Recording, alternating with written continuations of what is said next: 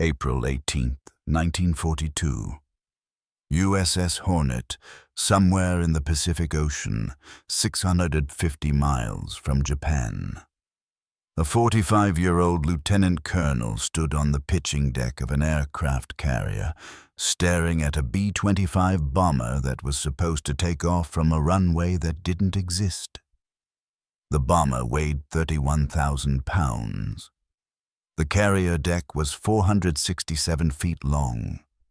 The B-25 needed at least 200 feet of runway to take off under normal conditions. The math didn't work. The physics didn't work. Everyone knew it was impossible. Jimmy Doolittle climbed into the cockpit anyway. 16 hours later, his bombs were falling on Tokyo, the first American attack on the Japanese mainland. The raid that military experts said couldn't be done. The mission that changed the course of the Pacific War. The impossible strike led by a man who had spent his entire life proving that impossible just meant nobody had tried hard enough yet. This is the story of James Harold Jimmy Doolittle, the bantamweight boxer who became a general, the test pilot with a PhD, the man who flew blind when everyone said it couldn't be done, and the leader who volunteered for a suicide mission that he thought would end in a court-martial. This is the story of the Doolittle Raid. James Harold Doolittle was born on December 14, 1896, in Alameda, California. His father, Frank Doolittle, was a carpenter and gold prospector, a man with restless ambition and dreams of striking it rich. When Jimmy was just 3 years old, Frank heard about the Alaska gold rush and did what thousands of other men were doing. He packed his tools and headed north to Nome, Alaska, leaving his wife Rosa and young Jimmy behind in California. 3 years later, in 1900, Rosa and Jimmy followed Frank to Nome. Jimmy spent the next 8 years of his childhood in what was literally the most lawless town in America. Nome in 1900 was a frontier boom town carved out of frozen tundra. 20,000 people living in tents and shacks, saloons on every corner, prospectors, gamblers, criminals, and desperate men willing to do anything for gold. It was no place for a child. But Rosa Doolittle was a strong woman who wasn't about to let her son be corrupted or victimized. She taught Jimmy to be tough, to stand up for himself, to never back down from a fight. Young Jimmy learned to box out of necessity. He was small for his age, and in a town like Nome, small meant you were a target. He got into fights, lots of fights. He lost some. He won more. He learned that size doesn't matter as much as heart. He also learned to drive a dog sled, work with his hands, survive in brutal cold, and rely on himself. Alaska in 1900 didn't coddle children. You grew up fast or you didn't grow up at all. By 1908, Rosa had seen enough. The relationship with Frank was difficult. The isolation was wearing. She wanted better educational opportunities for her son than Nome could provide.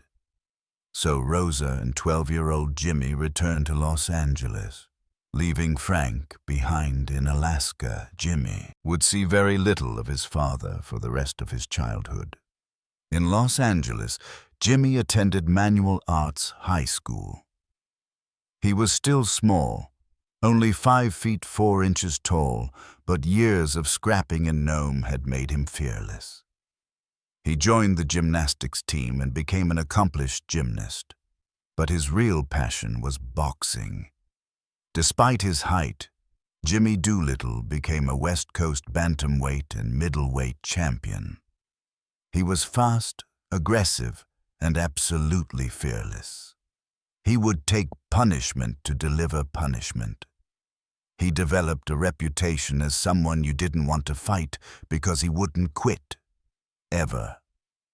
You could knock him down and he'd get up. You could bloody his nose and he'd smile and come at you harder. That mindset, that refusal to quit, would define his entire life.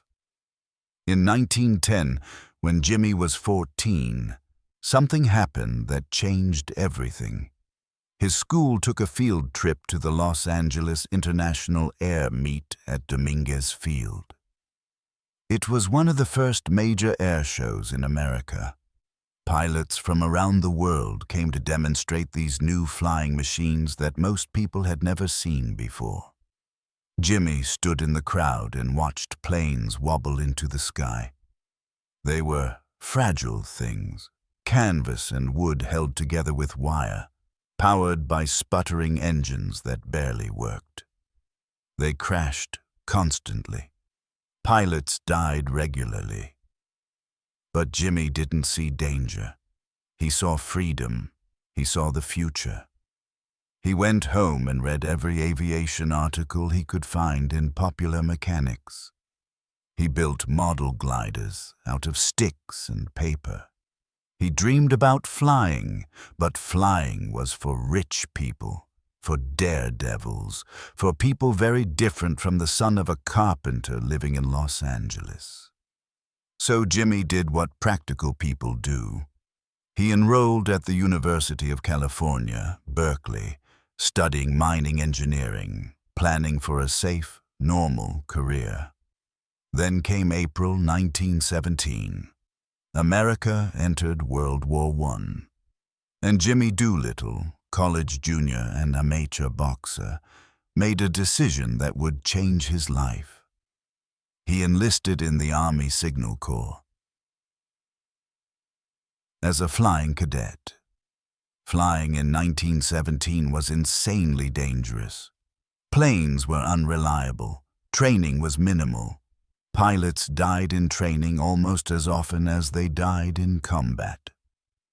But Jimmy didn't care. This was his chance. His opportunity to do what he had dreamed about since that air show 7 years earlier. He trained at Rockwell Field in San Diego. He soloed quickly, demonstrating natural ability and fearless aggression. By March 1918, he was commissioned as a second lieutenant in the Army Air Service. He was a pilot. He was living his dream, but there was a problem. Jimmy desperately wanted to go to France, to fly combat missions over the Western Front, to test himself against German aces.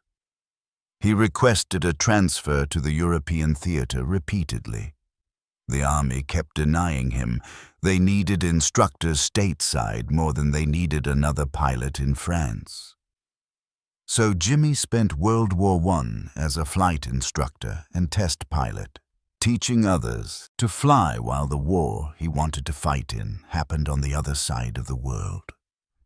It was frustrating, but it turned out to be valuable. As an instructor, Jimmy learned to understand how aircraft worked, how to recover from spins and stalls, how to push planes to their limits. As a test pilot, he learned to analyze performance, to understand the relationship between design and capability. He was building knowledge that would make him one of the greatest pilots of his generation. On December 24th, 1917, Jimmy married Josephine Jo Daniels. They would be married for exactly 71 years until Joe's death on December the 24th, 1988.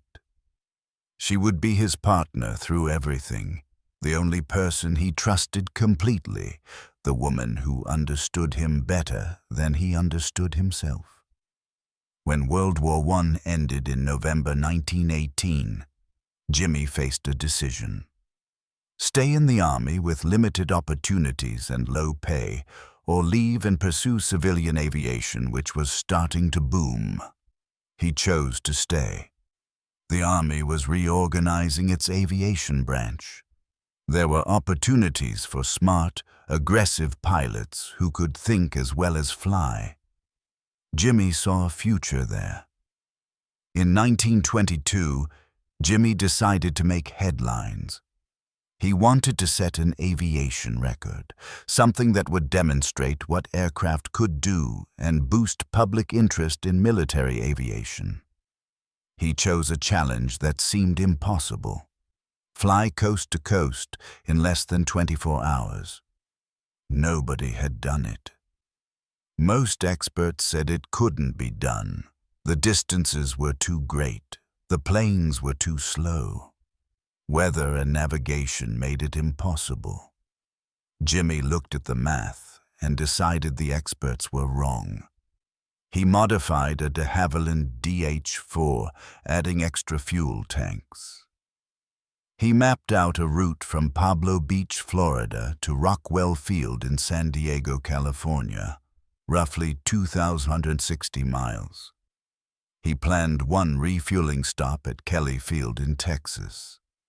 Everything else would have to work perfectly: weather, navigation, engine performance. Everything.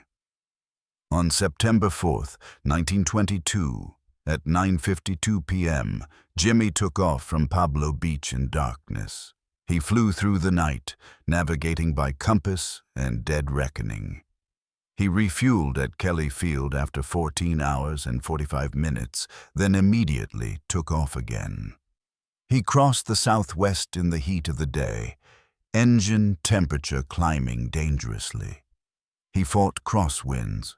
He fought fatigue. He kept flying. He landed at Rockwell Field on September 10th at 7:11 p.m. Pacific Time. Total elapsed time: 21 hours and 19 minutes. He had crossed America in under 24 hours, the first pilot ever to do it. The Army awarded him the Distinguished Flying Cross. Newspapers called him a daredevil and a genius. Jimmy just smiled and started planning his next record. But Jimmy Doolittle wasn't just a hotshot pilot. He was a scientist. In 1923, the Army sent him to the Massachusetts Institute of Technology to study aeronautical engineering. It was rare for pilots to have advanced education. Most were seat-of-the-pants flyers who trusted instinct over instruments. But Jimmy understood that aviation needed both art and science. He completed his master's degree in 1924. His thesis, based on aircraft acceleration tests he conducted at McCook Field, earned him a second Distinguished Flying Cross. He continued studying, and in 1925, at age 28, he earned his Ph.D. in aeronautical engineering from MIT. He was the first person in the United States to hold a doctorate in aeronautical engineering. Think about that. A boxing champion from Nome, Alaska, who barely graduated high school, who learned to fly because he loved it, had just earned the highest academic degree in aviation science from one of the world's best universities. Newspapers were fascinated. How could someone be both a daredevil test pilot and a brilliant scientist? Jimmy didn't see a contradiction. Science made him a better pilot. Flying made him a better scientist. The two disciplines informed each other, creating something greater than either alone. In 1926, Curtiss Aircraft borrowed Jimmy from the Army to demonstrate their new P-1 Hawk fighter in South America. It was a sales trip. German and Italian companies were competing for contracts with South American air forces. Curtiss wanted their best pilot to show what American aircraft could do. Jimmy arrived in Santiago, Chile, expecting to do a simple aerobatics demonstration. Instead, he found himself in a competition. The Chileans wanted pilots and planes to compete against each other. Winner gets the contract. Jimmy flew the P-1 Hawk hard, pushing it through aggressive maneuvers, demonstrating its speed and agility. During one demonstration, something went wrong. He crashed, breaking both ankles. Most pilots would have gone home. Not Jimmy. He had both ankles put in casts, climbed back into the cockpit, and continued flying demonstrations, with 2 broken ankles, unable to work the rudder pedals properly. He flew anyway, compensating with stick inputs and throttle control. He won the competition, Curtis got the contract, and the Doolittle legend grew. But Jimmy's greatest contribution to aviation came in 1929, and it had nothing to do with speed or daring. It had to do with fog. Pilots in the 1920s flew by sight. If you couldn't see the ground, you couldn't fly safely. When fog rolled in, when clouds obscured visibility, when night fell, pilots either stayed on the ground or died, trying to fly blind. Thousands of pilots died in weather-related crashes because they became disoriented without visual references. Jimmy believed there was a solution: instruments. If pilots could trust their instruments to tell them which way was up, which direction they were flying, their altitude and speed, they could fly safely in any conditions. Most pilots didn't believe him. They trusted their senses. They knew which way was up. They knew if they were turning. Instruments were backup tools, not primary sources of information. Jimmy set out to prove them wrong. Working with the Guggenheim Fund for the Promotion of Aeronautics, he developed and tested a system of instruments, an artificial horizon that showed the plane's attitude, a directional gyroscope that showed heading, a sensitive altimeter, and a radio altimeter for measuring precise height above ground.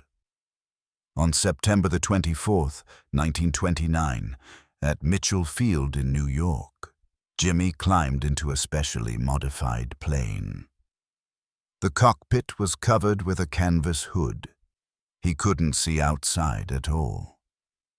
Another pilot, Lieutenant Benjamin Kelsey, sat in the front seat as a safety observer, hands off the controls unless something went catastrophically wrong. At 9:53 a.m., Jimmy Doolittle took off blind. He flew a 15-mile pattern, making turns, climbing, descending, all without ever seeing the ground or the horizon. He landed safely at 10:08 a.m., 15 minutes after takeoff. He had just completed the first flight in history using instruments alone. He had proven that blind flying was possible, that pilots could trust their instruments over their senses. That single 15-minute flight changed aviation forever. It made all-weather airline operations practical. It saved countless lives. It was, arguably, more important than anything else Jimmy ever did. He received the Harmon Trophy for conducting the experiments. But more importantly, he had proven again that what everyone said was impossible just meant nobody had figured out how to do it yet. In 1930, Jimmy resigned his regular Army commission. The decision was partly financial. His mother was ill. Joe's mother was ill. They needed more money than a first lieutenant's salary provided. Shell Oil Company offered him a job as manager of their aviation department at significantly higher pay. Jimmy accepted, leaving the Army he loved because his family needed him. At Shell, Jimmy continued his pioneering work. He helped develop 100-octane aviation gasoline, a high-performance fuel that allowed aircraft engines to produce more power and climb higher than enemy aircraft. That fuel would become standard for military aircraft in World War II. American planes using 100-octane fuel had a significant performance advantage over German and Japanese planes using lower-grade fuel. Jimmy also continued racing. In 1931, he won the Bendix Trophy. In 1932, he won the Thompson Trophy. He was the only pilot ever to win the Schneider Cup, Bendix Trophy, and Thompson Trophy, the three most prestigious air races of the era. But racing was dangerous. Jimmy crashed multiple times. He jumped out of crippled planes 3 times, parachuting to safety. Finally, after winning the Thompson Trophy in 1932, he announced his retirement from racing. He was 36 years old. He had won everything there was to win. He had proven everything he needed to prove. It was time to step back before his luck ran out. In 1940, as war spread across Europe, Jimmy returned to active duty as a major. America wasn't in the war yet, but everyone knew it was coming. The Army needed experienced officers. Jimmy worked in Detroit and Indianapolis, helping automobile manufacturers convert their plants for aircraft production. It was important work, but not exciting work. He wanted to fly. He wanted to be part of the action. Then came December 7th, 1941. Pearl Harbor. The Japanese attack destroyed much of America's Pacific Fleet. Over 2,400 Americans died. 8 battleships were sunk or damaged. America was shocked, humiliated, enraged. President Franklin Roosevelt declared war on Japan the next day. Americans wanted revenge. They wanted to strike back. They wanted to hurt Japan the way Japan had hurt America. But there was a problem. Japan was thousands of miles away. American bombers couldn't reach the Japanese mainland from any base the U.S. controlled. Aircraft carriers could get close, but carrier-based aircraft didn't have the range or bomb capacity to hit meaningful targets. Submarines couldn't bomb cities. The logistics seemed impossible. President Roosevelt asked his military commanders for options. How can we hit Japan? How can we strike back and show the American people and the world that we're not beaten? In January 1942, Navy Captain Francis Lowe had an idea. He was at Naval Station Norfolk watching Army medium bombers practice takeoffs and landings. The runway had a carrier deck outline painted on it for training. Lowe stared at those painted lines and had a crazy thought. What if we launched Army bombers from an aircraft carrier? It sounded insane. Army bombers were too big, too heavy. Carriers were designed for naval aircraft, small fighters, and dive bombers. A B-25 Mitchell bomber weighed over 30,000 pounds, fully loaded. No one had ever launched something that heavy from a carrier. Most people said it was impossible. Lowe took the idea to Admiral Ernest King, Chief of Naval Operations. King thought about it for exactly 1 minute and said, "Get Hap Arnold on the phone." General Henry Hap Arnold commanded the Army Air Forces. If anyone was going to fly bombers off a carrier, it would be Arnold's men. Arnold listened to the plan and said one word: Doolittle. If anyone could pull off an impossible mission, it was Jimmy Doolittle. Test pilot, engineer, record setter. The man who proved you could fly blind. The man who flew with broken ankles. The man who looked at impossible and saw opportunity. On January the 17th, 1942, Jimmy was called to Arnold's office in Washington.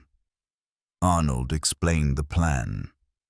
Launch Army bombers from a Navy carrier, strike Tokyo and other Japanese cities, escape to China, where friendly forces would help the crews, boost American morale, show Japan they weren't untouchable. The mission was volunteer only. It was dangerous, possibly suicidal. The bombers would launch from maximum range. They wouldn't have enough fuel to return to the carrier. They'd have to fly across Japan and crash land in China, assuming Chinese forces could prepare landing fields and they didn't run out of fuel over the ocean. Crews might be killed. They might be captured and executed. Even if everything went perfectly, the chances of everyone surviving were low. Arnold asked Jimmy to plan the mission. Jimmy asked if he could lead it. Arnold hesitated. Jimmy was 45 years old, far too valuable to risk on a dangerous raid. But Jimmy pressed. How can I ask volunteers to fly a mission I won't fly myself? How can I plan something and not be part of it? Arnold relented. Jimmy would plan and lead the mission personally. Jimmy started with aircraft selection. What bomber could take off from a carrier, carry a meaningful bomb load, fly over 200 miles to reach Japan, strike targets, and fly another 1,000 miles to China? He evaluated every medium bomber in the U.S. inventory. The Douglas B-23 wingspan was too wide to fit on a carrier deck. The Martin B-26 takeoff roll was too long. By process of elimination, the choice was the North American B-25 Mitchell. The B-25 was a solid medium bomber. Twin engines, 5-man crew, respectable bomb load, cruising range of about 1,350 miles with normal fuel load. That wasn't enough. The mission required 2,400 miles minimum. Jimmy's engineers stripped out unnecessary weight, added extra fuel tanks everywhere they could find space. In the bomb bay, in the crawl space above the bomb bay, everywhere. They removed the ventral gun turret to save weight and reduce drag. They reduced the crew from 5 to 5. They tested and retested fuel consumption. Finally, the math worked. Barely. The modified B-25s could make the flight if everything went perfectly, if they weren't damaged, if they didn't face headwinds, if they didn't get lost. On February 3rd, 1942, 2 B-25s were loaded onto USS Hornet at Norfolk, Virginia, and taken out to sea for a test. Could a B-25 actually take off from a carrier deck? The pilots climbed into their cockpits. The Hornet turned into the wind, building speed. The carrier's forward momentum plus the headwind meant the planes were already moving 45 miles per hour before the pilot even started the engines. The first B-25 pilot released his brakes and accelerated down the deck. 500 feet. He pulled back on the yoke, and the bomber lifted off with deck to spare. It worked. The second bomber launched successfully. The concept was proven. The mission was approved. Jimmy selected his crews from the 17th Bombardment Group, asking for volunteers for a mission that would be extremely hazardous, would require a high degree of skill, and would be of great value to our defense effort. He didn't tell them the target. He didn't tell them they'd be launching from a carrier. He just asked who was willing to volunteer for a dangerous mission. Almost everyone raised their hand. Jimmy selected 24 crews, enough for 16 bombers plus spares. They trained intensively at Eglin Field in Florida, practicing short takeoffs, low-level navigation, and night bombing. The training was hard and secretive. Crews practiced taking off from runways marked to simulate carrier decks. They practiced flying at wave-top height to avoid radar detection. They practiced everything except the one thing they'd actually do, because nobody told them they'd be launching from a carrier until they were already at sea. On March 25th, the B-25s flew to Sacramento for final modifications. On March 31st, 16 bombers were loaded onto USS Hornet at Naval Air Station Alameda. They were packed so tightly on the deck that sailors had to walk on the wings to move around. There was no way to bring them below deck. They'd sit exposed to weather and salt spray for the entire journey. On April 2nd, 1942, USS Hornet departed San Francisco, carrying 16 B-25 bombers, 80 volunteer air crew, and hundreds of Navy personnel who still didn't know where they were going. The crews were told they were heading to Pearl Harbor for more training. Even Hornet's captain, Mark Mitcher, didn't know the full plan until they were at sea. On April 13th, Hornet met up with USS Enterprise and the rest of Task Force 16, commanded by Vice Admiral William Bull Halsey. Now the crews were told. They were going to bomb Tokyo. They were launching from the carrier. They were flying to China. There was no way back to the ship. Some men were terrified. Some were excited. All understood they had volunteered for something that might get them killed, but they also understood the importance. America needed this. After Pearl Harbor, after months of defeats and retreats, America needed to strike back. The plan was to launch on the evening of April 18th from a position 400 miles from Tokyo. The bombers would attack at night and land in China the next morning.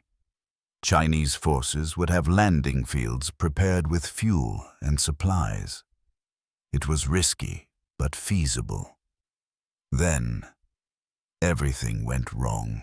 At 3:10 a.m. on April 18th, 650 miles from Tokyo, the task force encountered a Japanese picket boat. The small patrol vessel immediately radioed a warning to Japanese headquarters. American ships are approaching. Halsey had no choice. The element of surprise was compromised. The task force was in danger. At 7:30 a.m., Halsey sent a message to Hornet. Launch planes. To Colonel Doolittle and his gallant command. Good luck, and God bless you. Jimmy stood on the heaving deck of the Hornet. It was stormy. Waves crashed over the bow. The carrier was pitching and rolling. They were launching 10 hours early from 170 miles farther away than planned. The math that barely worked before now didn't work at all. They wouldn't have enough fuel to reach the Chinese airfields. They'd run out of gas over the ocean or over Japanese-held territory. It didn't matter. They were launching anyway. Jimmy's B-25 was first. He would lead the raid personally, as he had promised. He climbed into the cockpit. His crew settled in. Co-pilot Lieutenant Richard Cole. Navigator Bombardier Lieutenant Henry Potter. Bombardier Staff Sergeant Fred Bramer. Engineer Gunner Staff Sergeant Paul Leonard. The deck officer held up 2 checkered flags, signaling Jimmy to run up his engines. Jimmy pushed the throttles forward. The engines roared. The propellers blurred. The officer swung the flags in circles. Rev it up. More power. Jimmy pushed the throttles to full military power. The airplane strained against the brakes. The deck officer watched the carrier's bow. As the ship pitched into a wave, the bow dropped, then started to rise. At the exact moment the bow reached its highest point, giving the aircraft a slight upward angle, the officer dropped both flags and pointed forward. Jimmy released the brakes. The B-25 surged forward, accelerating down the pitching deck. 40 miles per hour, 50, 60. The end of the deck rushed toward him. Not enough speed yet, not enough lift. 70 miles per hour. The deck ended. The bomber dropped off the bow toward the waves. Then the wind caught the wings and the heavily loaded B-25 clawed its way into the air. Jimmy was flying. He was committed. There was no turning back now. One by one, the other 15 B-25s launched successfully. It took over an hour to get them all airborne.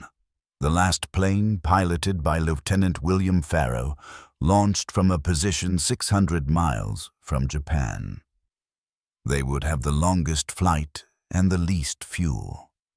Their chances of reaching China were minimal. But all 16 bombers got off the Hornet safely.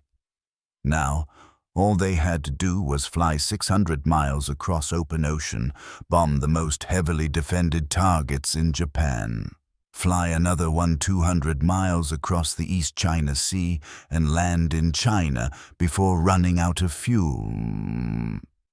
Simple. Jimmy flew his B-25 at wave-top altitude, barely 50 feet above the ocean, to avoid Japanese radar. His crew scanned for enemy ships and aircraft. For hours, they saw nothing but water. Finally, around noon, the Japanese coast appeared ahead. Jimmy climbed to 1,500 feet and headed inland. They flew over fishing villages and farms. People looked up and waved. They thought the B-25s were Japanese aircraft. At 12:15 p.m. Tokyo time, Jimmy's bomber reached the city.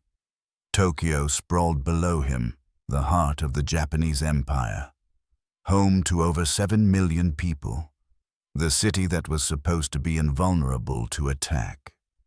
Jimmy's bombardier, Fred Bramer, released 4 500-pound bombs.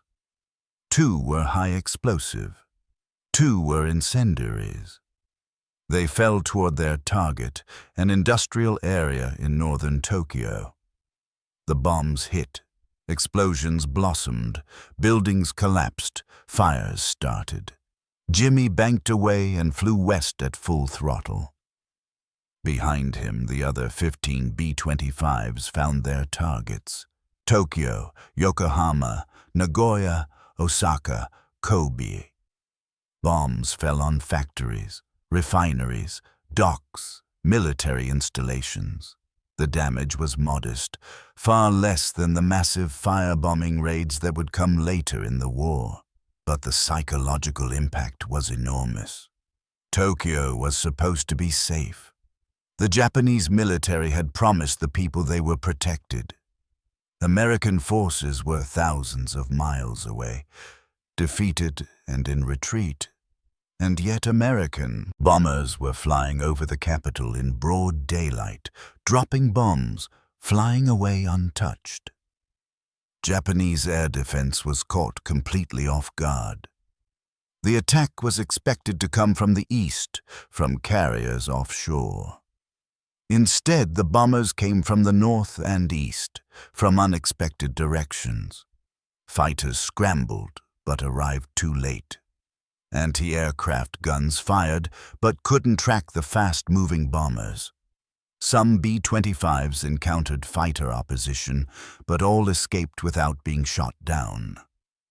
By 1:00 p.m., all 16 bombers had cleared Japanese airspace and were flying west across the East China Sea toward China. The raid was complete. The mission was a success. Now came the hard part: surviving. Jimmy's bomber flew for hours over open water. The fuel gauges dropped steadily. By mid-afternoon it was clear they wouldn't reach the airfield at Chushao. They'd run out of fuel first. The only question was whether they'd run out over land or water. The weather deteriorated. Clouds moved in. Rain started. Visibility dropped to nothing. Jimmy flew on instruments, trusting his training, trusting the blind flying techniques he had pioneered 13 years earlier. Night fell, still flying, still burning fuel. The crew was exhausted. They'd been up for 24 hours straight. Some dozed in their positions, trusting Jimmy to keep flying. Around 9 p.m. the intercom crackled. Lieutenant Cole, the co-pilot. Jimmy, we're about empty. 5 minutes of fuel, maybe 10. Jimmy stared into the darkness. They were over China somewhere but couldn't see the ground. No lights, no navigation aids, no friendly airfield. Chinese forces were supposed to have turned on lights and set up a radio homing beacon to guide them in. But Japanese forces had attacked the airfield earlier that day. The Chinese had evacuated. The lights were off. The beacon was silent. Jimmy made a decision. He keyed the intercom. Bail out. Everyone out. Now. The crew scrambled to put on parachutes. The bombardier went first, pulling the emergency hatch and dropping into darkness. The navigator followed. The engineer, the co-pilot. Jimmy set the autopilot, trimmed the aircraft to fly straight and level as long as possible, and jumped last. The B-25 continued flying without him, gradually descending until it crashed into a hillside minutes later. Jimmy fell through rain and darkness, pulling his ripcord, feeling the parachute open above him. He had no idea how high he was. He had no idea what was below him. He might hit trees. He might hit rocks. He might land in a river and drown. He hit muddy ground in a rice paddy with a jarring impact. He was alive. He was in China. He had no idea where his crew was. He had no idea if they survived. He had no idea if any of the other 15 crews made it. Jimmy spent that night in a small Chinese village. Farmers found him, gave him food and shelter. They didn't speak English. He didn't speak Chinese. But they understood he was American and they were friendly. Over the next several days, Jimmy learned that his entire crew had survived. They had all landed within a few miles of each other. Chinese villagers and missionaries helped them reunite and begin the long journey to safety. Eventually, word came about the other crews. 13 of the 16 aircraft crashed in China or ditched near the Chinese coast. All 5 crew members of those 13 aircraft survived the crash. 2 crews came down in Japanese-held territory. 1 crew flew to Vladivostok in the Soviet Union and was interned for over a year.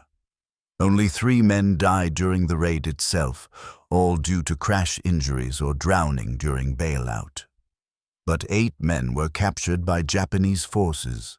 3 were executed by firing squad. A 4th died of disease and malnutrition in captivity. The survivors weren't freed until August 1945 when the war ended. Jimmy blamed himself for those deaths. He had led the mission. He had planned everything. The fact that men died felt like his failure, even though everyone had volunteered and everyone understood the risks. When Jimmy finally made it to Chongqing and met with General Joseph Stilwell, the American commander in China, he expected to be court-martialed. The mission hadn't gone as planned. They'd lost all 16 aircraft. Men had died. The physical damage to Japan was minimal. He thought his career was over.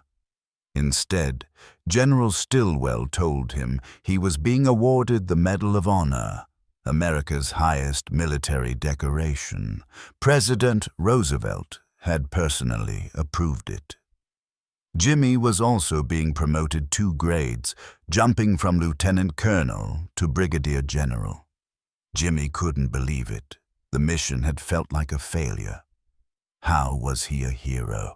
But America didn't see failure. America saw a bold strike against an enemy that had seemed untouchable. The Doolittle Raid made front-page news across the country. Suddenly, America had a hero. Suddenly, there was hope. If Doolittle could bomb Tokyo, maybe Japan wasn't invincible. Maybe America could win this war. The strategic impact was even greater. Japanese military leaders were shocked and humiliated. How had American bombers reached Tokyo? How had they failed to stop the attack? How could they assure the emperor and the people that it wouldn't happen again? The Japanese military made 2 critical decisions. First, they pulled 4 fighter groups back from front-line areas to defend Japanese cities. Those fighters were desperately needed in the South Pacific, but now they sat in Japan waiting for an attack that might never come. Second, Japanese Naval Command convinced the Army to support a plan to seize Midway Atoll, an American base in the Central Pacific. If they controlled Midway, the Americans couldn't launch another raid from that direction. The plan was approved. The Battle of Midway, fought in June 1942, became the turning point of the Pacific War. American forces destroyed 4 Japanese aircraft carriers and killed hundreds of Japan's most experienced pilots. Japan never recovered from those losses. And the battle happened because Japanese leaders felt compelled to extend their defensive perimeter after the Doolittle Raid showed how vulnerable they were. 1 raid, 16 bombers, 80 men, minimal physical damage, but it changed the course of the war. Jimmy Doolittle continued fighting for the rest of World War II. He commanded the 12th Air Force in North Africa. He commanded the 15th Air Force in the Mediterranean. In January 1944, he was given command of the 8th Air Force based in England, the mighty 8th, the force that would bomb Germany into submission. As commander of the 8th Air Force, Jimmy made a controversial decision that saved countless lives. Fighter escorts had been flying defensive missions, staying close to the bombers, protecting them from German fighters. But German fighters would just wait for gaps in coverage and attack then. Jimmy changed the tactics. He told fighter commanders, "Go hunting. Pursue German fighters aggressively. Don't wait for them to attack. Go find them and destroy them. Clear the skies." Fighter pilots loved it. They started flying ahead of bomber formations, seeking out German fighters and engaging them before they could threaten the bombers. They attacked German airfields. They strafed aircraft on the ground. They turned the air war over Germany from a defensive struggle into an offensive campaign.